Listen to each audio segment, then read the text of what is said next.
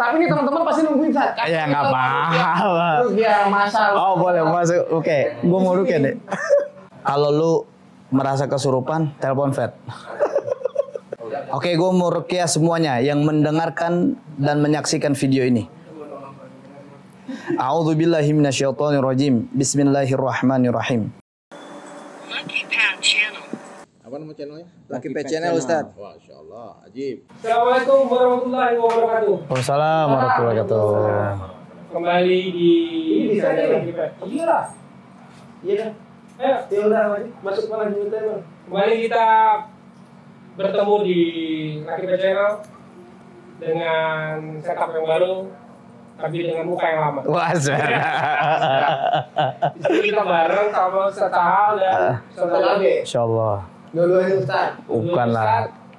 Dan kita Ade. Abah. Ade. Kita mau ini kan punya spesialis masing-masing. Tapi khusus untuk hari ini kita akan bertanya lebih banyak ke Ustaz Tahal. Waduh. Masalah rukyah. Emang ada masalah apa mau rukyah deh? Rukyah masalah banyak. Sampai dia bilang masalah rukyah. Masalah apa? Bukan masalah. Oh, Masalah. Jadi gini Ustaz. Orang kan fenomena ini. Dikit-dikit ada sakit anaknya panas rukyah. Orang dadanya sakit rukyah. Sampai nggak bisa WA rupiah. Sampai handphone di rukyah, handphone di rukyah, mobil di rukyah, motor di Ada rukyah. bank error ATM di Rukyah. Nah, kemarin restoran, Ustaz. Ada berita tuh restoran di rukyah. Iya. Jadi pertanyaan yang menggelitik itu, rukyah itu untuk pengobatan atau sebagai sarana preventif? Oh. Cara preventif apa sih? Preventif itu Sedia payung sebelum berjalan. Ini buat ini teman-teman takut nggak ngerti. sebagai sebagai pencegahan atau sebagai pengobatan, Ustaz. Teman-teman primitif. Ini menarik guys. Ketika ada pertanyaan semua hal yang kita temukan, anak sakit di rukyah, motor, handphone, sampai restoran di rukyah. Ini mengajarkan pada dasarnya, pertama, adab kita ketika kita mendapat satu ujian, adab kita ini berdoa dulu pada Allah Subhanahu wa taala. Karena rukyah itu dalam bahasa artinya adalah doa. Doa yang dibaca dan ditiupkan. Jadi kalau dibilang langkah preventif apa pengobatan, kalau kita sudah lakukan pertama sakit, jangan langsung berobat, tapi minta dulu sama Allah, ya Allah sembuhkan sakit saya. Allahumma afini fi badani. Itu kan doa. Dan sama aja kita sedang merukyah diri kita. Nah, itu kan preventif tuh. Bisa juga masuk kepada pengobatan. Gitu. Makanya ketika kita lihat bagaimana Rasulullah SAW disihir oleh seorang Labid Ibnul A'sam Yahudi ditemani dengan 3 orang lelaki, 3 orang putrinya. Rasulullah itu di saat kena sihir qiyamul lailnya banyak, baca Qur'annya banyak. Ditambah. Iya, artinya itu nggak mengobati. Tapi Allah turunkan 2 malaikat dari langit. Kemudian 2 malaikat ini merukyah Rasulullah SAW. Usai Rasulullah dirukyah, baru di sini turun Al-Falaq dan An-Nas. Jadi nggak langsung turun Al-Falaq An-Nas. Tahu nggak kenapa? Coba ente hitung. Al-Falaq itu ada berapa ayat? Ada 5. Ada 5 ayat. Surah An-Nas 6. 5 tambah 6. 11 ayat adalah 11 ikatan buhul yang diikatkan Rasulullah SAW kepada Labid Ibnul A'sam. Jadi Labid itu mengirimkan sihirnya itu dengan 11 ikatan. Banyak. Cukup beralasan bagi Allah turunkan Al-Falaq An-Nas karena sebagai penawar sihirnya Rasulullah SAW. Menariknya, ini kalau kita kaji lebih dalam tentang rukyah, cuman ada tadabur Al-Falaq An-Nas. Ini menarik kalau kita kaji lebih dalam. Tapi gue tanya lu dulu nih, gimana kan? Ya nggak? Ya, itu. Jadi gitu. Jadi ada 2 di situ. Jadi bisa sebagai Pengobatan. Sekaligus sebagai sarana preventif. Penawar itu pengobat. Iya. Kenapa tuh biar gak asin? Udahlah biarin aja, jangan tawar-tawar lah. Ente begitu aja ente tawar sih. Dia kagak mati sebenarnya ditawarin. Jadi terus juga ini Pak, kan artinya ruqyah itu bisa dilakukan di segala hal, segala Aspek. segala benda dong. Betul. artinya. Bisa. Terus kan ada orang kalau pakai kendi gimana? Pecahin air, nyiram air kembang itu gimana tuh? Termasuk nggak itu? Oke. Kalau dia masuk dalam kategori secara bahasa, Iya. masuk. Secara bahasa masuk. Masuk. Makanya ruqyah itu terbagi dua, ada yang syar'iyah, ada yang syirkiyah. Orang harus tahu.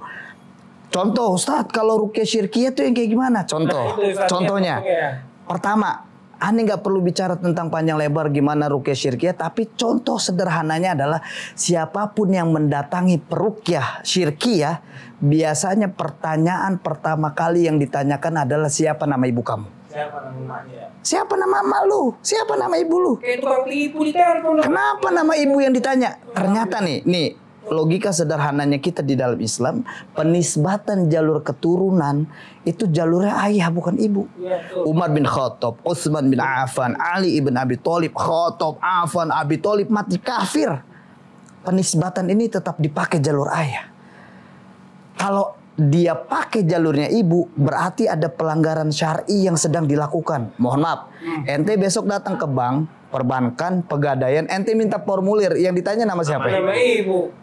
Kenapa nama ibu? Berarti ada pelanggaran syar'i yang sedang berlangsung. Artinya ada pelanggaran syar'i yang berlangsung. Kalau Kita tanya- jangan libut ya. Iya, Kalau nanya nama ayah berarti sesuai syar'i. Pak. iya. Oh, daftar sekolah gitu nama bapak ditanya. Jadi pendaftar, tapi kalau di pegadaian syar'i sama bapak lagi ditanya. Enggak, Kagak, tetap yang hijau-hijau tetap ada apa? penimbangan. Aduh, pegadaian syar'i baru. Apa yang pegadaian syar'i? Gitu. Jadi, nah, dukun, itu termasuk ruqyah, Ruqyah. syirkiyah. Makanya dukun itu mengklaim, Iya. gua ruqyah. Iya, benar-benar. Tapi ruqyahnya kita bisa lihat, ini syar'i kah atau syirik? Gitu. Ya kan? Contoh misalkan orang datang ke dukun. Kenapa orang gampang dibodoh-bodohi dengan dukun? Makanya kita sering bilang dia orang pintar. Kenapa? Kenapa? Karena di benak kita nih kaum muslimin ketika sakit adalah yang penting gua sembuh. Iya sih. Gua nggak pedulikan caranya. Iya, benar-benar. Sampai akhirnya dia lupa bahwasanya yang menyembuhkan itu Allah Subhanahu wa taala. Makanya pada saat Nabi Ibrahim alaihissalam sakit, kalimat yang diucapkan adalah wa idza maritu fahuwa yashfin. Ketika aku sakit, Allah yang sembuhkan. Tapi itu saya sering lupa loh, Ustaz. Maksudnya kita hafal ayatnya. Kalau istri sakit, anak sakit, ayo ke dokter itu aja. Nah. Ayo ke rumah sakit, ayo ke puskesmas. Kalau Jadi, dokternya beda, nggak jadi dokter ya? cocok. Nggak jadi ke dokter ya? Pokoknya Kan? dokter itu. baru nggak sih? Terus kadang-kadang daftarnya telepon dulu. Jadi Iya. step-step itunya dikerjain dulu, tapi doanya malah Belakangan. jadi setelah udah Belakangan. dapat dokter, udah dapat obat, minum Astagfirullahaladzim. baru waidah maritu bahwa yasfin baru baca. Nah, itu yang harus kita Benar. Harus dibalik ya, artinya polanya harus dibalik gitu. memang banyak, mohon maaf, memang banyak saat ini kaum muslimin menjalankan kehidupannya itu berbalik dari konsep Quran. Contoh, ketika Allah Subhanahu wa taala sampaikan wattaqi fi ma atakallahu darul akhirah wala tansa nasibaka minad dunya. Kejar kebahagiaan akhiratmu tapi jangan lupakan dunia. Perhatikan. Konteks ini Allah menekankan bahwasanya kejar kebahagiaan akhirat tapi nggak lupa dunia. Yang kita jalanin adalah kita kejar kebahagiaan dunia tapi nggak lupa akhirat. Contoh, nak belajar yang rajin ya. Ntar kalau udah sukses, lu jangan lupa sholat. Iya juga ya. Dunia yang ditekanin. Iya. Kenapa banyak orang-orang mengeluh? Kenapa banyak orang-orang stres? Karena pada saat dia mengejar dunia itu dengan cara berlari. Tapi dengan akhirat dia berjalan. Ini terbalik lagi. Kata Allah Subhanahu wa taala, "Fastabiqul khairat." Berlomba-lombalah kamu dalam mengerjakan kebaikan. Ini ada konsep akhirat. Allah suruh kita berlari. Famshu fi manakibiha, berjalanlah. Dalam dunia kita disuruh jalan. Ini kebalik lagi. Bolak-bolak tuh. Dan dalam pengobatan pun banyak juga yang kebalik dalam mempraktekannya. Kedepankan dulu Allah Subhanahu wa taala. Minta dulu sama Allah. Kadang-kadang udah panik duluan saat. Iya. Misalnya nih pengantin baru, terus nikah baru 5-6 tahun. anaknya kan masih kecil-kecil, Nah. pasti kan sering sakit saja, Nah. demam ini itu, udah panik dokter ini lupa Nah. bahwa ini anak harusnya. Ya ini perlu kita sadari. Makanya ini menarik nih Sat. Ini mohon maaf nih, kita agak melebar nggak apa-apa ya. Ini misalkan gini, kayak beliau Ustadz Abe bilang anak yang baru nikah dan lain-lain. Kebanyakan, ini kalau kita bicara sejarah, orang-orang ini melihat Nabi Ibrahim alaihissalam. Contoh, ketika bagaimana Nabi Ibrahim menerapkan nilai-nilai tauhid di keluarganya, bagaimana Nabi Ibrahim berperilaku dengan ayahnya, bagaimana Nabi Ibrahim memberantas kesyirikan pada Namrud. Tapi orang pada lupa bagaimana Nabi Ibrahim juga sangat peduli dengan keluarga. Artinya nilai keluarga itu penting. Nah pada saat orang baru nikah 5 tahun kemudian panik, ini pentingnya kita sebenarnya ketika dia dicap sebagai suami istri karena dia udah menikah. Dia dicap sebagai ibu dan anak karena dia sudah mempunyai anak. Disebut ibu dan bapak gitu kan. Bukan melalui proses pembelajaran di dalam mempelajari ilmu rumah tangga. Padahal belajar keluarga itu penting. Di surah Ibrahim 35-41 itu tentang keluarga. Bagaimana Nabi Ibrahim berdoa. Wah ini panjang nih kalau bahas gini. Tapi menarik. Artinya adalah kita harus mulai deh back to Quran, kembali kepada Quran. Bagaimana kalau bicara tentang keluarga, bagaimana kita menyikapi satu hal yang kita hadapi di kehidupan kita, ya udah kedepankan Allah dulu. Berarti yang ayat tadi yang Bapak lagi fima atau kalau darul akhirah misalnya ada saya sakit atau keluarga saya sakit, tetap berdoa dulu. Allah dulu, betul, ini dulu. betul Ustaz. Walatan sal nasib bakal minidanya, jangan lupa juga Dunia, berobat. betul. Boleh Boleh ke dokter. Berarti boleh dipahami. Boleh. Tapi ada yang pakai nomor 1 doang saat nggak berobat gitu. Nah iya itu Awal disembuhin udah biarin aja. Ya itu gini. Sebenarnya gini. Akhirnya Ketika malah tambah sakit terus malah Nah. meninggal, akhirnya yang disalahin Tuhan ya Allah. Nah, itu yang memang harus kita luruskan bersama. Bahwasanya kita kedepankan Allah, usai kita kedepankan Allah, di situ kita tawakal Allah yang menyembuhkan. Ketika ketawakalan kita Allah yang menyembuhkan, tapi ada ikhtiar di mana kita berobat. Di mana Rasulullah contohkan pada saat ada yang datang sakit perut dikasih madu berulang-ulang. oh iya. Kalau nggak sembuh berarti ada masalah dengan perutnya. Ada perut yang berbohong. Saya pernah sebuah pas lebaran kapan gitu, anak diare, saya ngebersihin pupnya.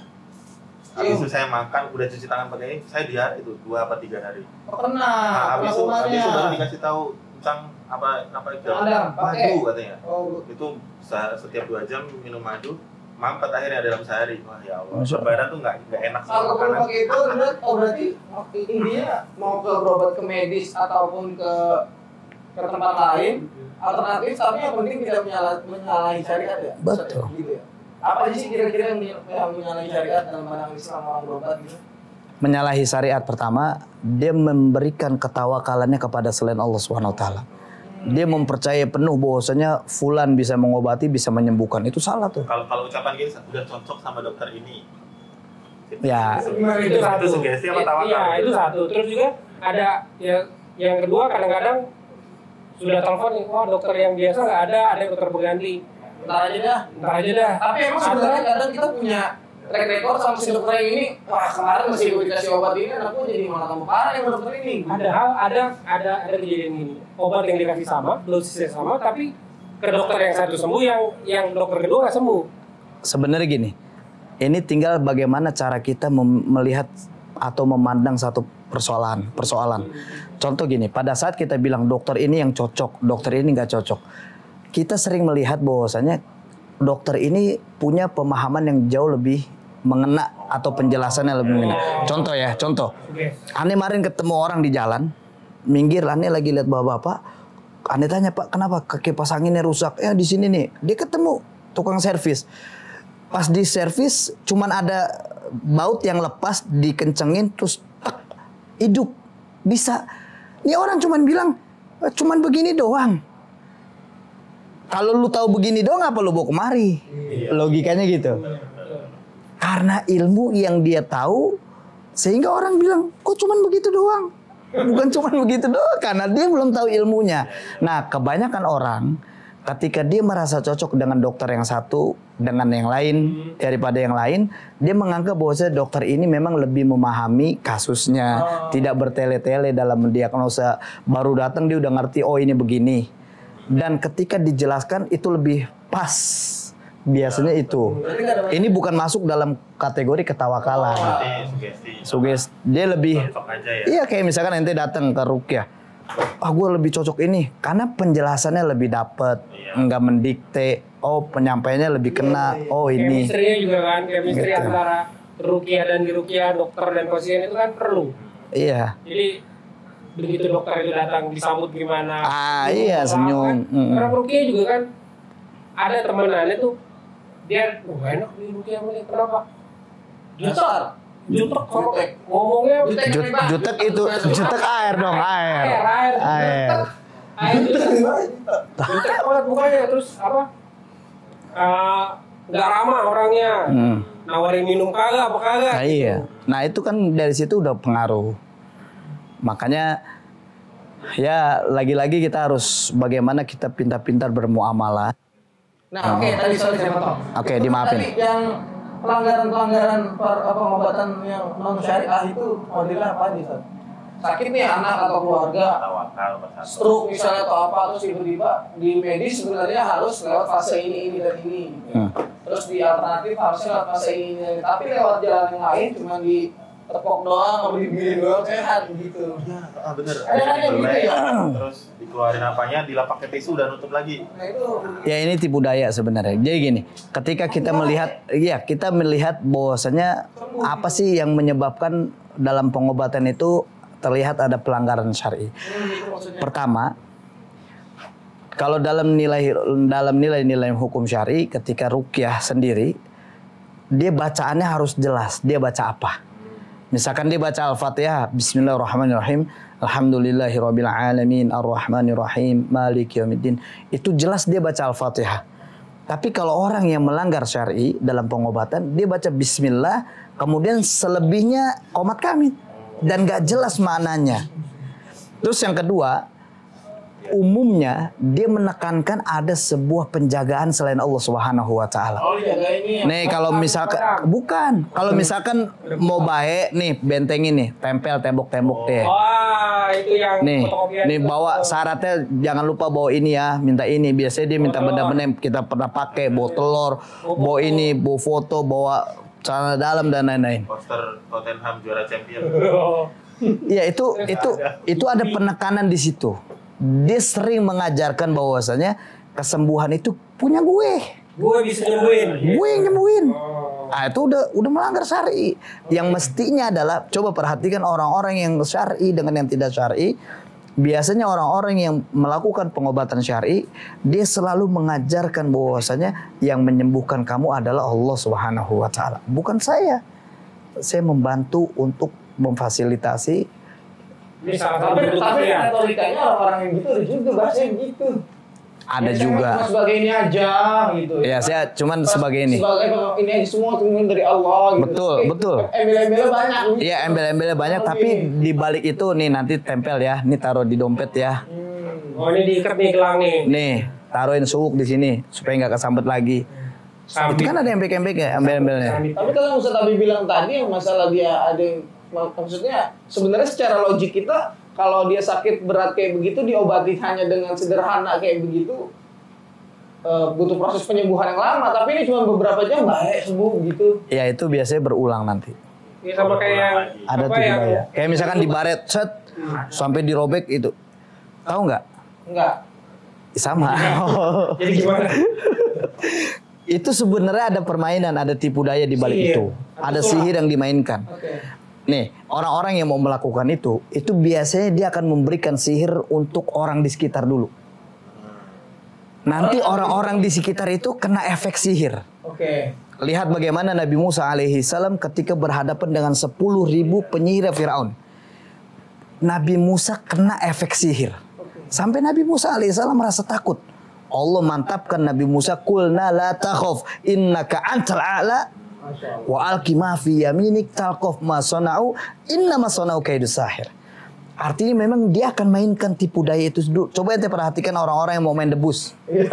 Dia berikan sihir dulu di sekitarnya. Jadi ketika dia berikan sihir di sekitarnya, orang itu langsung, wah gila, wah takjub, keren. Tapi kalau kita yang tidak kena sihir, tidak kena efek sihir, kita kan bilang biasa aja.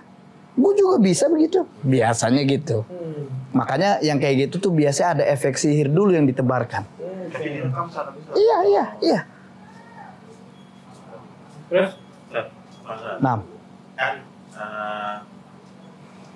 rukyah ini untuk mengobati utamanya.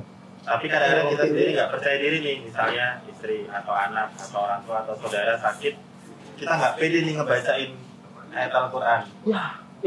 Bahkan saya sendiri nggak pernah percaya diri gitu. Maunya orang manggil teman aja deh yang udah biasa ngerukyah. Nah itu gimana caranya ngebangun percaya diri itu? Ya pertama gini, memang ketika kita tidak percaya diri, merukyah anak sendiri, istri sendiri, maka itu kembali lagi kepada kita, bahwasanya kita harus yakinkan dulu diri kita. Ujian yang pertama, kita sudah misalnya kita belajar rukyah, ujian pertama yang paling berat itu dari anak istri, keluarga yang paling dekat. Makanya ketika Rasulullah SAW mencontohkan dengan para sahabat-sahabat Nabi yang mulia yang lainnya, itu di antara kalangan para sahabat juga saling merukyah. Di antara kalangan, walaupun saya nggak percaya bukan ke situ, tapi mengajarkan bagaimana rukyah itu dibolehkan satu sama lain. Bahkan para sahabat Nabi yang mulia pernah talaki langsung pada Nabi bercerita, ya Rasulullah, dahulu di zaman jahiliyah kami selalu melakukan rukyah. Bagaimana menurutmu? Rasulullah menjawab, a'ridu alayya ruqakum. Coba kalian tunjukkan kepadaku bagaimana rukyah yang kalian lakukan di zaman jahiliyah itu. Kemudian para sahabat menunjukkan rukyahnya di hadapan Rasulullah SAW, dan Rasulullah memberikan penekanan, la ba'sa birruqa ma lam yakun fihi syirkun. Gak apa-apa lu melakukan rukyah selama rukyah itu tidak ada kesyirikan di dalamnya. Lagi-lagi ketika tidak ada kepercayaan diri, itu harus melatih kepercayaan diri itu agar dia yakin bahwasanya Allah lah sang penyembuh untuk kita. Saya ada pengalaman saat kemarin pas di masjid. Masya Allah. Pas di masjid duduk samping bapak-bapak gitu, tiba-tiba nanya saya, minuman? Saya baca Quran katanya. Saya tolong pijitin kaki saya sebelah sini, kebas kakinya kayak nggak ada rasa gitu. Sambil dibacain Quran kata dia gitu. Gak pernah rukyah saya nih. Oke, tiba-tiba suruh mijitin, dia ngeluarin dari tasnya minyak but bukan, kalau nyong-nyong kayak gitulah, yang baunya kayak gitu. Cuman produk luar negeri ya, dia udah nyebutin saat orang Ethiopia gitu. Nyong-nyong, kalau luar negeri nyong-nyong. Baca apa, saya baca yang tahu aja gitu. Cuman karena waktu itu mungkin lagi naik ya, iman lagi naik, lagi nggak banyak dosa, pede aja bacain. Karena terus saya tanya, gimana rasanya Pak? Udah mendingan? Lumayan. Habis itu dia lanjut aktivitas. Nah masalahnya kadang-kadang kita tuh ini loh Sat, aku ini kan masih banyak dosanya, banyak salahnya, nggak pantas merukyah gitu loh Sat. Rasa seperti itu. Perasaan seperti itu gimana? Makanya gini, makanya Rasulullah SAW mencontohkan rukyah sendiri agar kita untuk rutinkan itu. Rukyah mandiri itu. Al-Ikhlas, Al-Falaq, An-Nas. Memang ada sebuah pelajaran menarik bahwasanya jadikan diri kita, anak dan istri kita sebagai perukyah untuk keluarga kita sendiri. Jadi memang harus diajarkan untuk itu. Harus ada penanaman nilai-nilainya untuk itu. Meskipun nggak harus bilang ini rukyah gitu ya. Enggak, rukyah itu kan gitu doa. Kadang-kadang kalau disebut rukyah tuh horor gitu, kesannya tuh udah. Nah orang image-nya kan rukyah itu udah menakutkan, bikin kesurupan, ngamuk-ngamuk, ngacak-ngacak sampah. Mandi hujan gitu. Kenapa mandi hujan? Kenapa mandi hujan? Enggak kan, kalau kan di YouTube tuh sering lihat, ayah itu kalau orang dibacain ayat rukyah disuruh mandi hujan. Aneh nanggapnya hujan itu sebagai penyembuh juga. Satu penyembuh itu ada surah Al-Anfal ayat 11. Ini kalau mau aneh panjang jelasin detail, ini tadabur bagaimana perang Badar. Nambahin kita asupan. Ini menarik nih. Aneh jelasin gini. Di dalam kitab sejarah, kita kalau lihat bagaimana perang yang terjadi di zaman Rasulullah SAW umumnya itu akan membahas bagaimana Ya, ini bicaranya bagaimana perang itu terjadi. Berapa pasukan musuh, berapa pasukan kaum muslimin, berapa jumlahnya, siapa yang menang, siapa yang kalah. Tapi kalau kita melihat bagaimana surah Al-Anfal, secara detail Allah memberikan penjelasan tentang bagaimana Badar itu sendiri. Tapi menariknya adalah Allah jelaskan bukan dari awal, tapi justru dari puncak kemenangan. Diawali dengan kalimat yas'alunaka 'anil anfal. Bagaimana pembagian Al-Anfal ini? Bagaimana pembagian harta rampasan perang ini? Ente tahu nggak? Enggak. Pada saat perang Badar kita lihat itu adalah kemenangan kaum muslimin, tapi di surah Al-Anfal memberikan sebuah gambaran bahwa waspada, boleh jadi dari rampasan perang ini adalah awal mula kekalahan kita. Oh, iya. Ketika kita lihat di surah Al-Anfal ini sendiri, nih aneh jadi bahas sejarah nih, nggak apa-apa. Nggak apa-apa. Kan Ente udah mulai-mulai sih. Aneh jangan dipancing-pancing soal. Nah, tapi Allah nggak langsung jawab. Rasulullah nggak langsung jawab bagaimana pembagian Al-Anfal itu sendiri. Ada di ayat 41 bagaimana Al-Anfal itu dibagikan. Allah memberikan nasihat kepada para sahabat tentang bagaimana Al-Anfal itu akan dibagikan. Itu sampai menuju ayat 40 atau 41 itu nasihat demi nasihat itu disampaikan. Subhanallah. Artinya adalah di situ kita bisa tahu bagaimana Allah ajarkan kita, Allah memberikan kewaspadaan kepada kita. Di surah Al-Anfal adalah waspada atau warning untuk kita. Dari situ kita bisa mengalami kekalahan. Dan subhanallah, ternyata dari pertanyaan itu pecah tiga pasukan Rasulullah SAW. Ada yang mengatakan, ya Rasulullah, kami orang yang paling berhak mendapatkan harta warisan, harta rampasan perang itu karena kami yang mukul mundur pasukan musuh. Ada kelompok lain, enggak, kami yang menjaga panglima perang. Yakni Rasulullah SAW. Kalau kita nggak jaga, Rasulullah mati gimana? Terus ada yang mengatakan kami yang berhak karena kami adalah orang-orang yang, tapi itu dibantah semua oleh Allah Subhanahu wa taala. Menarik nih. Ini kalau kita tadabbur di surah Al-Anfal, para sahabat, sekelas sahabat mengklaim bahwasanya itu kita yang menangkan. Tapi Allah katakan falam taqtuluhum walakinallaha qatalahum. Dari surah Al-Anfal kita kenal bagaimana mutilasi itu terjadi. Dipotong-potong lehernya, jari jemarinya. Kalau memang kamu yang bunuh, coba lihat jenazahnya, kok ada potongan-potongan? Itu bukti ini kerjaan kami, kata Allah. Malaikat ini ya? Permainan malaikat nih. Allah turunkan 1000 malaikat. Ini panjang pembahasannya. Aneh kalau dipancing-pancing. No, ini sejarah. Boleh itu entah itu. Aneh demen sejarah soalnya. Kalau itu entah itu. Tadabbur Al-Anfal. ini tadi. Nih gini. Ente kan bicara air hujan. Di surah Al-Anfal 11-nya itu ada 4 manfaat air hujan. Liyutahhirukum bih, mensucikan. Ya kan? Air hujan tuh mensucikan. Terus air hujan juga wayurbito enggak, itu yang di akhir. Itu yang terakhir. Ayat 11. Wayurbito ala qulubikum. Itu yang pertama, menghilangkan rasa syaitan, waswas. Waliyarbito ala qulubikum. Makanya nih, kenapa sampai detik ini kaum muslimin berpecah belah? Perlu diadakan oleh Pet Channel mandi hujan bareng. Hujan bareng, ya benar. 4 manfaat air hujan yang banyak orang nggak tahu, ternyata bisa menyatukan hati kaum muslimin. Tapi masalahnya ini kagak hujan-hujan.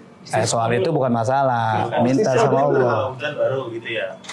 Belum ada tuh pengumuman mandi hujan bareng yuk seluruh kaum muslimin yang ada di Indonesia. Demi Allah, itu bisa bersatu tuh kaum muslimin. Kenapa?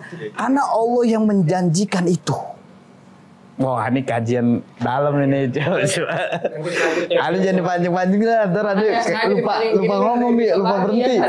Tadi balik ke Mau nambahin Ustaz Abi mau nambahin. Mau nanya malah. Oh, balik ke Apa? ini dulu. Ini dulu. Balik ke ruqyah tadi, Ustaz. 6. Tadi kan bisa buat semua benda, semua. Nah, zaman sekarang kan banyak orang yang sakit jiwa, Ustaz. Sakit jiwa.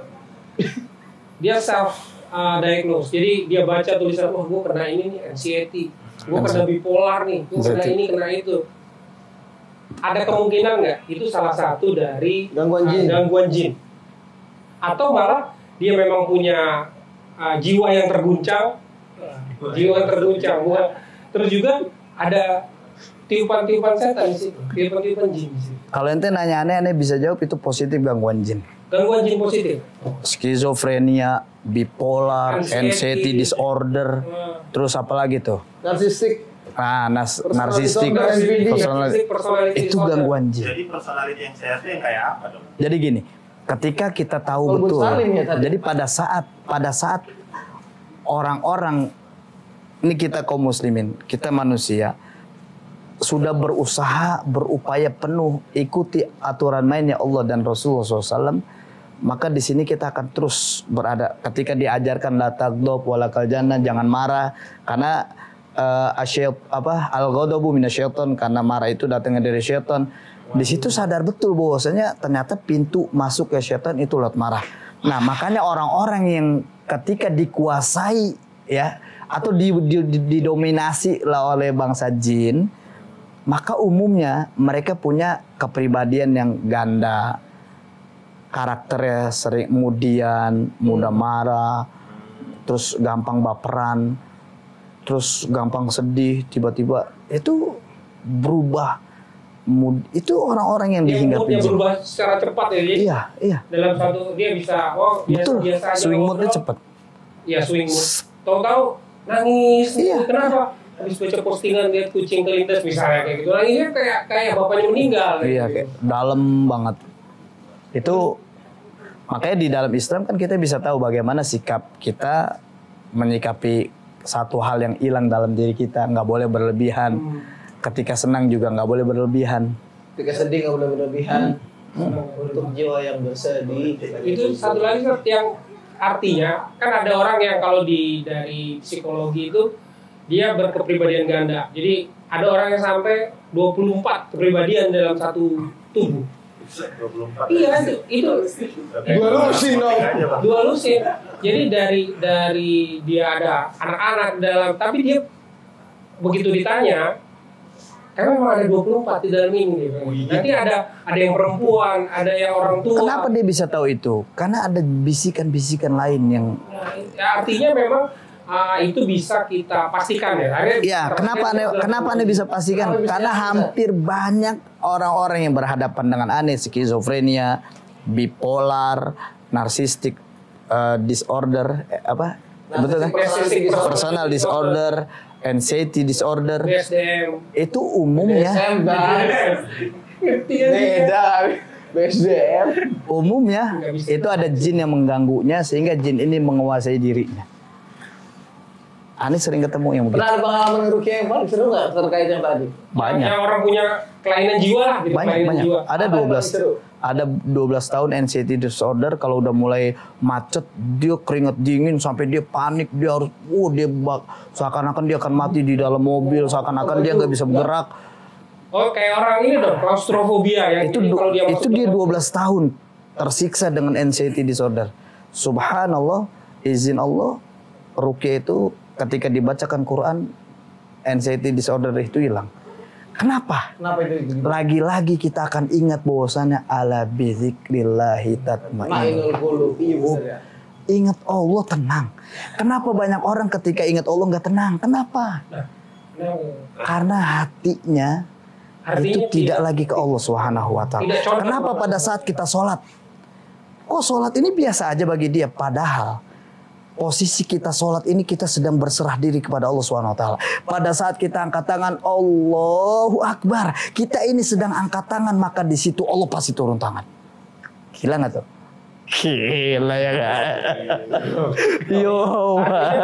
Perbaiki sholatmu maka akan Allah perbaiki hidupmu. Iya. Ini dalam nih penjelasan soal sholat. Kenapa ada kalimat inna sholata tanha anil fahsyai wal munkar? Kenapa sholat itu mencegah perbuatan keji dan munkar? Pada saat kita sholat Allahu Akbar, kalimat ihdinas siratal mustaqim ini penentu. Kita nggak tahu dari zuhur ke asar kita bisa belok. Di sini kita minta sama Allah. Dari asar ke maghrib kita nggak tahu. Di sini kita minta sama Allah agar Allah tidak belokkan kita. Iya benar ya. Ihdinas siratal mustaqim. Tunjukkan kami ke jalanmu yang lurus ya Allah. Menarik. Artinya memang ada apa betul orang yang terkena gangguan kejiwaan itu dia Hinggapi jin. dihinggapi oleh jin, Betul. diberikan bisikan-bisikan oleh jin. Nah, kan beberapa teman juga ngomong kalau di ruqyah itu apa harus muntah? Kan ada orang muntah. Kalau nggak muntah nggak ada jinnya nih. Oke. Atau kalau nggak di ruqyah nggak aing macan nggak Oke. itu. Aing Ini mau. Aing mau. kalau nggak ngacang-ngacang muntah Kalau nggak reaksi. ngacak-ngacak sampah loh, kagak ini. Kalau nggak muntah basuh. Nah ini mesti kita pahami bersama bahwasanya ketika ruqyah reaksinya nggak harus muntah, bisa lewat keringat, bisa lewat sendawa, bisa lewat air mata, bisa lewat kentut, bisa lewat angin, hawa panas dari mulut kita, bisa.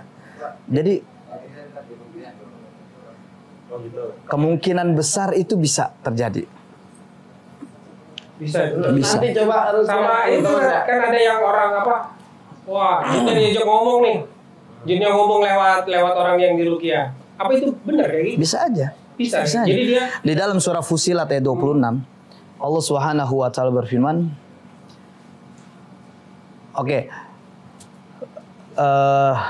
surah Fusilat ayat 26 bahwasanya Allah Subhanahu wa taala berfirman ketika orang-orang kafir dibacakan Quran mereka akan mengatakan latas subhanallah nasi itu Ustaz. Ntar itu di cut nih. Latas mau li hadzal Quran. Ketika orang kafir, jin-jin yang kafir dibacakan Quran, maka jin ini akan mengatakan la tasma'u li hadzal Quran. Jangan kau dengarkan bacaan Quran yang sedang dibacakan ini. Wal ghaufi. Mereka akan senantiasa membuat hiruk pikuk di dalamnya. La'allakum taglibun, agar kamu dapat mengalahkan mereka. Jadi memang nggak heran ketika ada yang ketika dibacakan ayat Quran, mereka bermain tuh. Dibikin teriak, dibikin ngejerit, dibikin bicara. Ya bacaan Quran lu berantakan tuh. ya Gue nggak ngomong yang takut. kagak-kagak dia. Itu sebenarnya buat bikin ngedown kita, bikin perukian itu, wah iya juga ya. Akhirnya dia nggak lanjut. Itu Pernah ada jin yang begitu nggak? banyak. Di ruqyah dia ngebalas ngeruqyah Di kita. sebelah. Di ruqyah kita. Di kita ngeruqyah dia malah balas baca ayat Itu sering begitu. Aneh sering ketemu ketika baca Quran, terus dia baca lagi, dia bilang, ya gue nggak ngaruh bacaan Quran lu. Tapi kita terus yakin bahwasanya Al-Quran ini akan punya efek luar biasa. Berarti ngemok dong dia barusan. Iya, jadi Ya, kita berhenti terus ya? yakinkan bahwasanya Al-Quran ini mampu memberikan efek besar ke dia. Minimal hidayah. Makanya aneh sering ketika meruqyah orang, aneh berdoa kepada Allah, ya Allah berikan hidayah kepada bangsa jin itu. Jin itu punya hati yang lembut. Mana sih? Iya. Jin itu punya hati yang lembut. Jin itu berhak juga mendapatkan hidayah dari Allah. Al-Quran bukan hanya untuk manusia, Tapi juga untuk kalau bangsa jin hatinya jin. lembut, Ustaz, itu buktinya di gunung-gunung banyak yang tersesat, banyak yang mati. Bapaknya masih hidup, iblis masih hidup. Nah, iblis nggak akan mati saat ditangguhkan. Nah itu begitu, Ustaz. Beneran bisa ngilangin manusia sampai Bisa, memberdaya. Bisa gimana, Ustaz? Kok bisa gitu? Bisa. Nggak, soalnya kita yang mau naik gunung nih, Ustaz. Jadi jin itu punya banyak kelebihan dari Allah Subhanahu wa taala. Salah satunya kecepatan gerak, ya. Jin itu punya kecepatan gerak, jin bisa berubah, jin bisa merubah wujud dirinya kepada yang lain. Itu bisa. Itu Allah kasih Mampu soal itu. dia. Allah mampukan itu. Ya. Jin lebih dulu diciptakan dari Nabi Adam alaihissalam 2000 tahun sebelum Nabi Adam diciptakan tuh jin lebih dulu. Makanya ketika perkembangan teknologi yang terjadi pada diri manusia, jangan heran jin jauh lebih berkembang. Karena 2000 tahun sebelum diciptakan. Makanya kita bilang sekarang canggih, waduh TikTok, jin bisa jadi udah lebih dulu TikTok sebelumnya. Nampak kita dapetnya ini. Iya. Contoh misalkan ente beli handphone, ente di rumah tahu-tahu handphone bisa nyampe ke rumah. Itu kan karena kecepatan teknologi, perkembangan teknologi yang ada. Jin bisa lakukan itu jauh lebih cepat. Ini menjadi sebuah pertanyaan sederhana. Kenapa Allah rahasiakan meninggalnya Nabi Sulaiman alaihissalam? Kenapa? Kan belum pernah tahu loh netizen. Kenapa, Ustaz? Kenapa? Karena pada saat itu jin sedang membangun Baitul Maqdis. Nabi Sulaiman alaihissalam melihat, mengkondisikan atau mengawasi, mandorin kalau bahasa kitanya. Iya. Kalau jin tahu Nabi Sulaiman alaihissalam meninggal dunia, dia nggak akan, Berhenti, ya, kagak dia nggak akan lanjutin. Dia baru tahu pas ini tongkatnya. Pada saat tongkatnya jatuh baru tahu bahwasanya Nabi Sulaiman alaihissalam meninggal. Mandorin kagak ada. Nah, udah kelar. Padahal kondisi itu udah kelar. Keluar ya. Makanya nanti Yahudi menyiapkan Baitul Maqdis itu dengan sebutan Tempel Sulaiman. Solomon Temple. Kenapa? Wah, ini panjang Dia bicara itu, sejarah. jin itu berarti dimampukan Allah untuk Allah mampukan.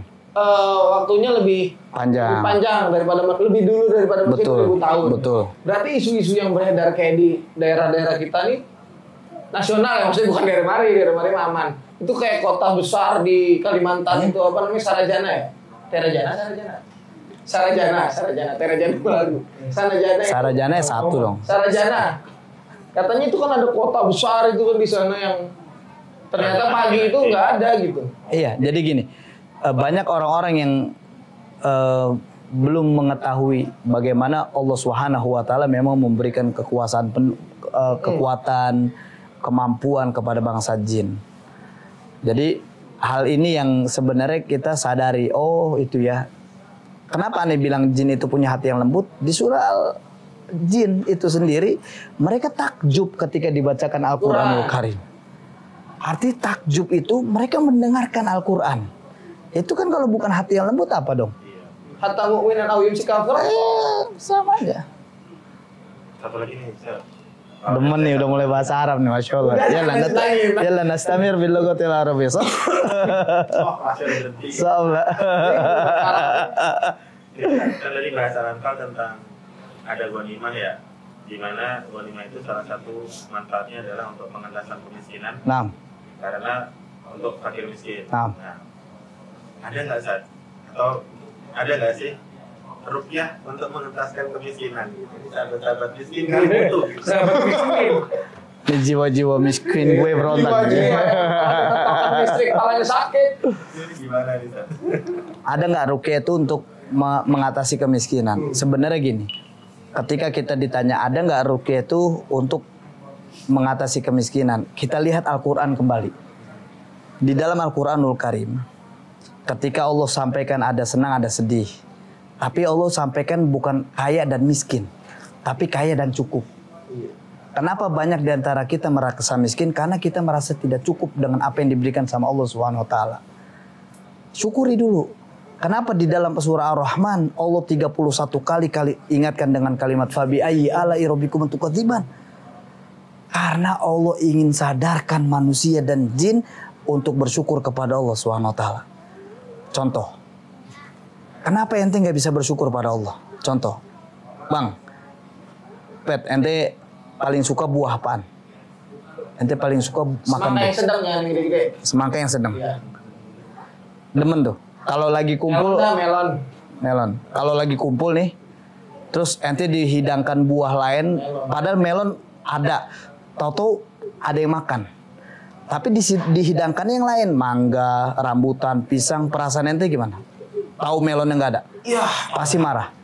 Jangan diikat lagi melon udah gue keker dari tadi. Udah keker itu. Padahal dia udah saya anggurin. Iya.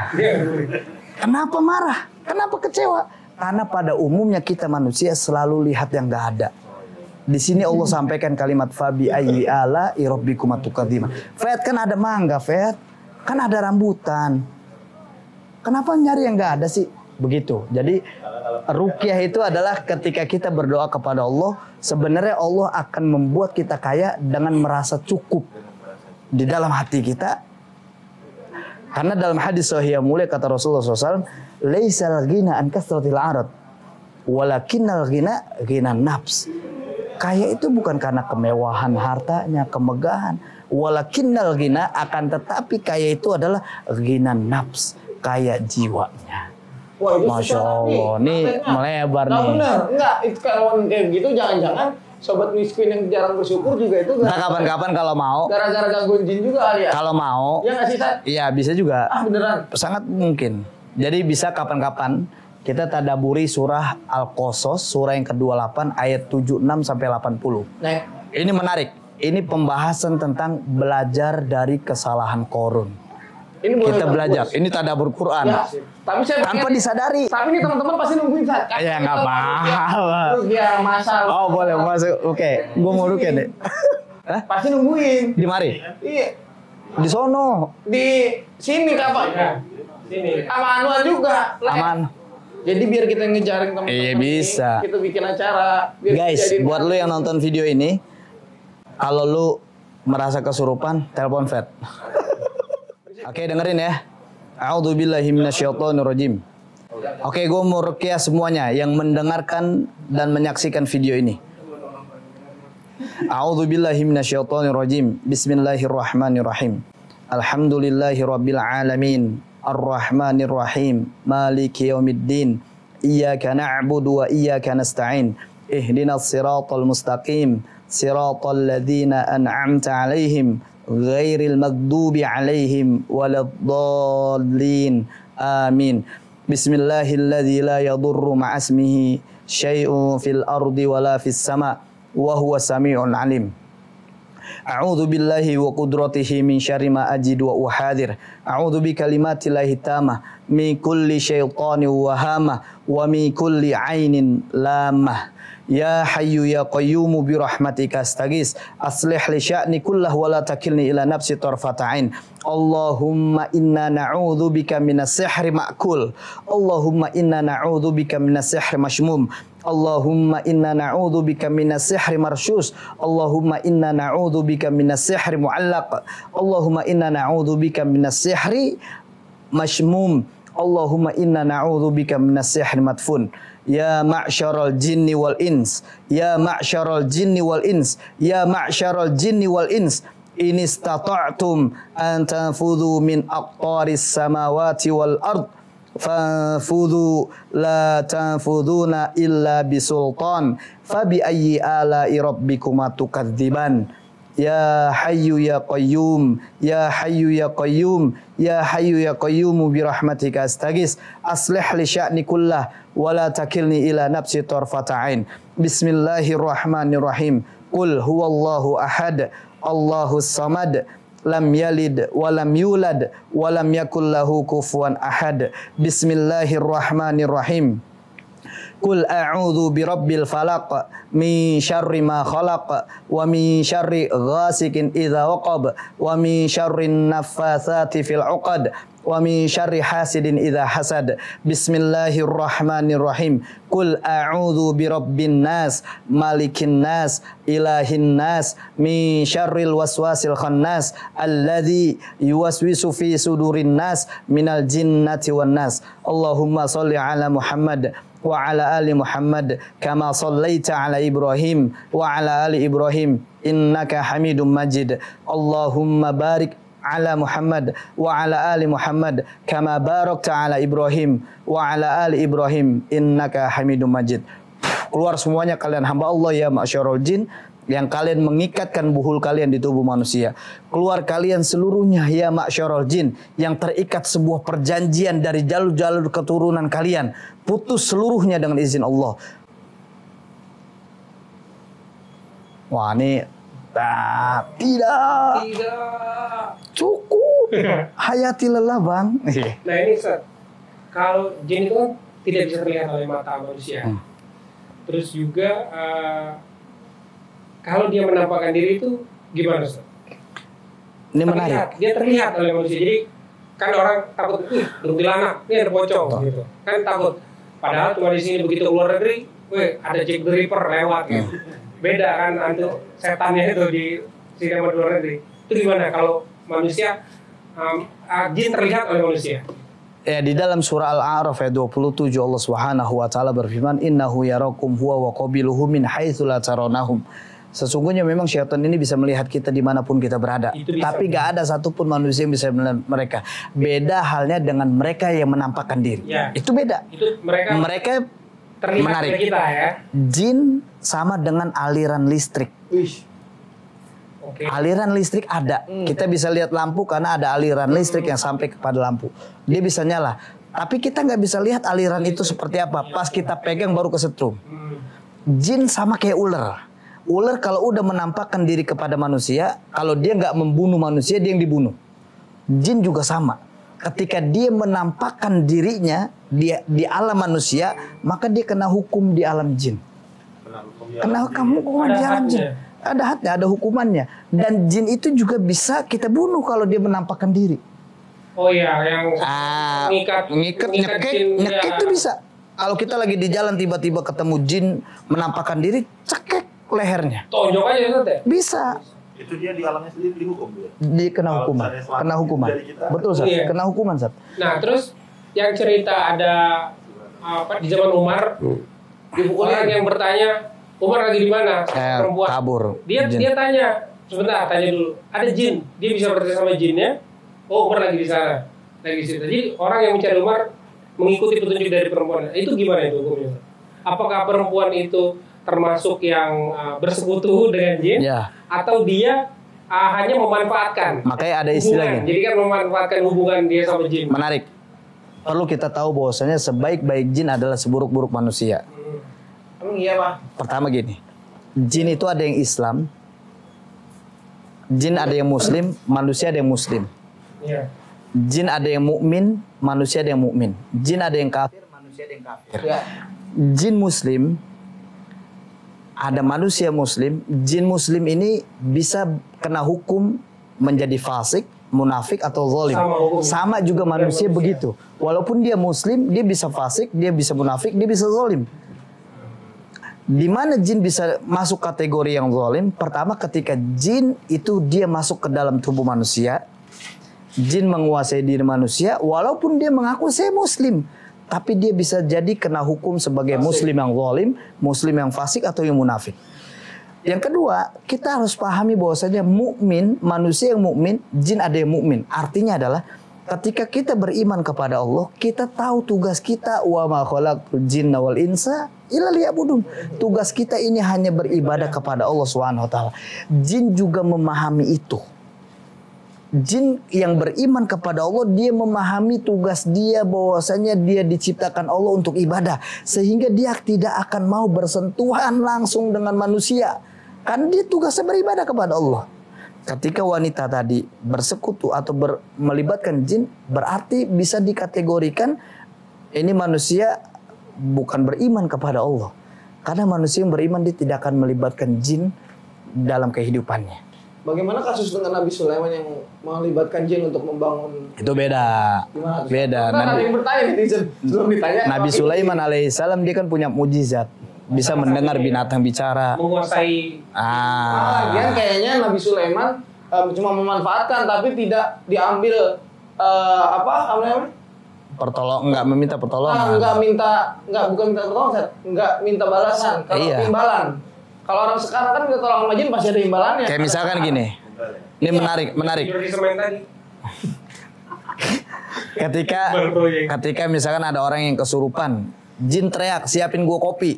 Jin gak doyan kopi, gua doang yang doyan kopi. Kopi, Pak. Tambah kopi, Pak.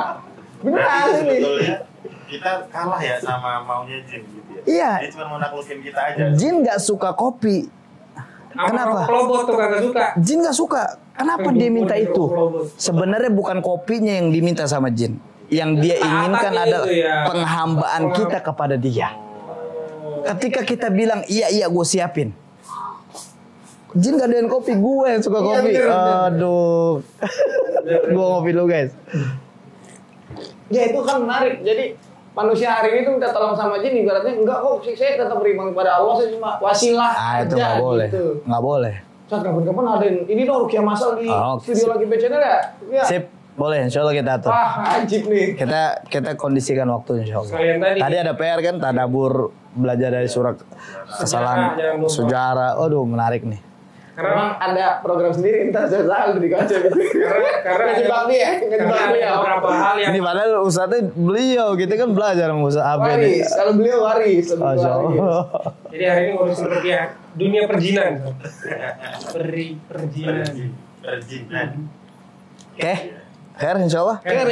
Nah insyaallah. Jadi ruqyah itu intinya sebagai pengobat dan sebagai Preventif. sebagai Dia paling sebelum hujan. ya. Ente jangan ngomongin hujan.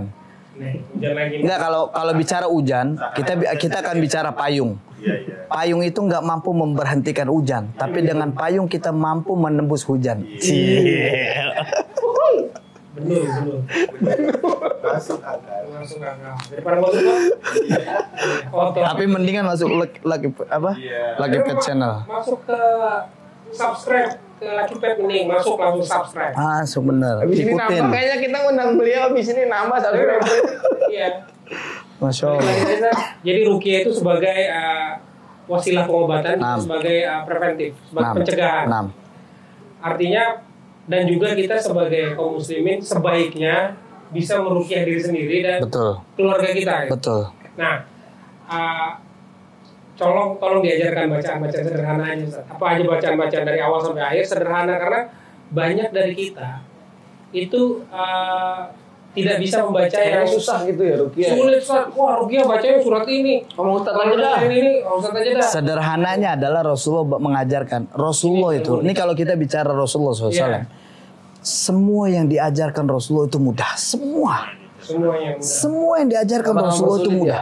Makanya kita yang mempersulit. Ketika Rasulullah mengajarkan bagaimana zikir 33 kali, kita malas 10.000 kali. Kan menyusahkan diri. Kalaupun mau banyak aja.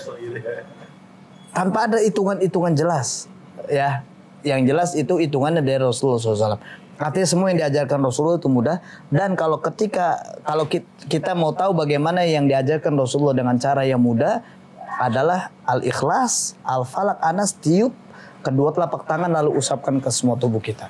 Itu cara ruqyah yang sangat mudah yang diajarkan Rasulullah SAW. Pasti bisa, setiap muslim pasti bisa. Pasti Bisa bisa. ya, insya Allah ya. Insya Allah pasti bisa, karena 3 surat itu yang paling sering dibaca. Nah, Trikul itu.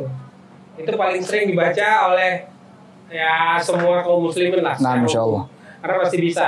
Insya Allah. Anak yang TPA segala macam pasti diajarin. Udah bisa. Dan jadi kita tinggal melazimkan aja. Nah. Melazimkan ke keluarga Nah. kita sebelum Insya tidur. Allah. Kita bacakan 3 kul, baca doa, Ke tangan. tiupkan. Diusapkan. Jadi kita usaha. Sembur. Ya, kita usahakan itu menjadi sebuah habit. Nah, insya Allah. Iya. Keluar nggak lo? Kebiasaan. Keluar nggak lo? Kalau nggak keluar, gue yang keluar dari sini.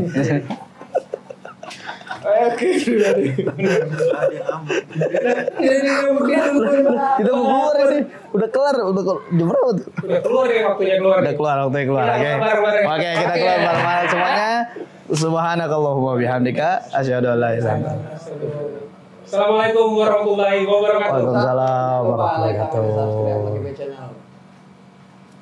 Sip. Channelnya apa? قد أفلح المؤمنون